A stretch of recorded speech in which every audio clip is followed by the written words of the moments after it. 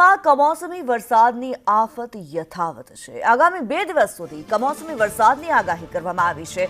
ગાજવીજ સાથે હળવા વરસાદની આગાહી કરવામાં આવી। અરબ સાગર પર ટ્રફ સક્રિય થયું છે, જેથી વરસાદ રહેવાની શક્યતાઓ વ્યક્ત કરવામાં આવી છે। કચ્છ સૌરાષ્ટ્રના ભાગોમાં વરસાદની આગાહી કરવામાં આવી। આ સાથે જ જૂનાગઢ, રાજકોટ, પોરબંદર, ગીર સોમનાથમાં પણ વરસાદની આગાહી કરવામાં આવી છે। જે સૌરાષ્ટ્રના વિસ્તારો છે ત્યાં વરસાદની આગાહી કરવામાં આવી, જેમાં અમરેલી, ભાવનગર અને બોટાદનો પણ સમાવેશ થાય છે। આ ઉપરાંત મધ્ય અને દક્ષિણ ગુજરાતમાં પણ વરસાદની આગાહી કરવામાં આવી છે। વડોદરા, છોટાઉદેપુર, ભરૂચમાં વરસાદની આગાહી કરવામાં આવી, તો દક્ષિણ ગુજરાતમાં સુરત, તાપી, ડાંગ અને વલસાડમાં પણ વરસાદની આગાહી કરવામાં આવી છે। કમોસમી વરસાદ જે વરસી રહ્યો છે, દરિયાકાંઠાના વિસ્તારમાં ભારે પવન ફૂંકાવાની પણ શક્યતાઓ વ્યક્ત કરવામાં આવી છે। 40 થી 50 કિલોમીટર પ્રતિ કલાકની ઝડપે પવન ફૂંકાઈ શકે છે। કેટલાક વિસ્તારોમાં તાપમાનમાં 3 થી 5 ડિગ્રીનો વધારો થવાની પણ સંભાવના છે।